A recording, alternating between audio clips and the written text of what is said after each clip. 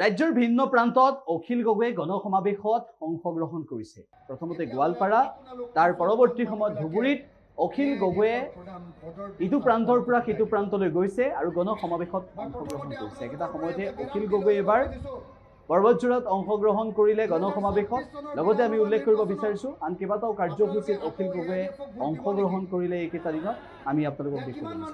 মুছলমান দল AIDF-ক ভোট দিয়া নহ'ব আৰু আপোনালোকেও হিন্দুৰ দল বিজেপিক ভোট দিব নালাগে। আমি দুইটাই মিলি হিন্দু মুছলমানে মিলি ধৰ্ম নিৰপেক্ষ চৰকাৰ বনাওঁ আহক বুলি কৈছে বুলি ক'ব পাৰিমনে? পাৰিমনে নোৱাৰিম? যদি পাৰোঁ দুইখন হাত ওপৰলৈ তুলি দিয়কচোন। বহি থকা ঠাইতে সকলোৱে দেই, পুৰুষ মহিলা সকলোৱে মই সাংবাদিকসকলক অনুৰোধ কৰিছোঁ, সাংবাদিকসকলে আপোনালোকে এটা ফটো লওক। এয়া চাওক, সকলো মুছলমান ৰাইজে কৈছে, পিয়াজবাৰীৰ মুছলমান সংখ্যালঘু ৰাইজে কৈছে যে AIDF-ক ভোট নিদিওঁ। কৈছেনে? কাক ভোট নিদিয়ে? কাক ভোট নিদিয়ে? কাক ভোট নিদিয়ে? কাক ভোট নিদিয়ে? AIDF-ক ভোট নিদিয়ে ন? নিদিয়ে, ভোট নিদিয়ে। হয়নে নহয়? হয়নে নহয়? তেতিয়াহ'লে আজিৰ সভাত আমি সিদ্ধান্ত লৈছোঁ যে হিন্দু সাম্প্ৰদায়িক দল বিজেপি তাৰ অলপ কথা নাপাতিব, কথা নাপাতিব। হিন্দু সাম্প্ৰদায়িক দল বিজেপি তাৰ চৰ্দাৰ হিমন্ত বিশ্ব শৰ্মা আৰু মুছলমান সাম্প্ৰদায়িক দল AIDF তাৰ চৰ্দাৰ মৌলানা বদৰুদ্দিন আজমল হক মৌলানা বদৰুদ্দিন আজমল ডাঙৰীয়া।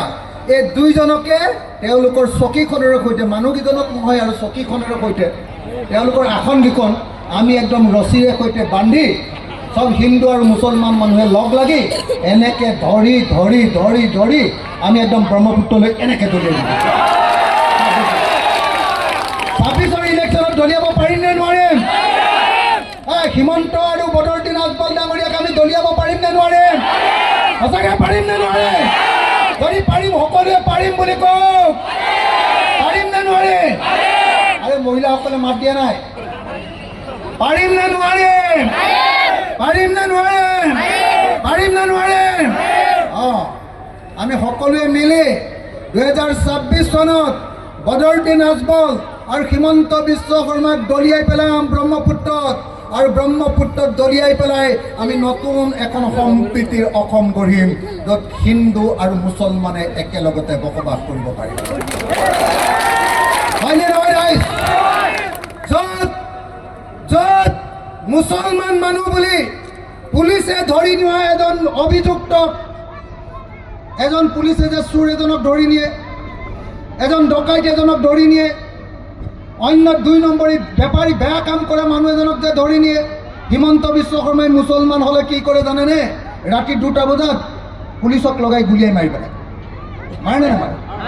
মাৰে নে নামাৰে? মাৰে নে নামাৰে? যদি দুখীয়া মানুহ এজনে নদী ভাঙাৰ কাৰণে ঘৰ গৈ অকণমান চৰকাৰী মাটি অকণ দখল কৰিছে, লগে লগে হিমন্ত বিশ্ব শৰ্মাৰ বুলডজাৰ গৈ আমাৰ দুখীয়া অসমীয়া এই মুছলমান মানুহবিলাকৰ ঘৰবিলাক ভাঙি দিয়ে নে নিদিয়ে? ৰাইজসকল দিয়ে নে নিদিয়ে?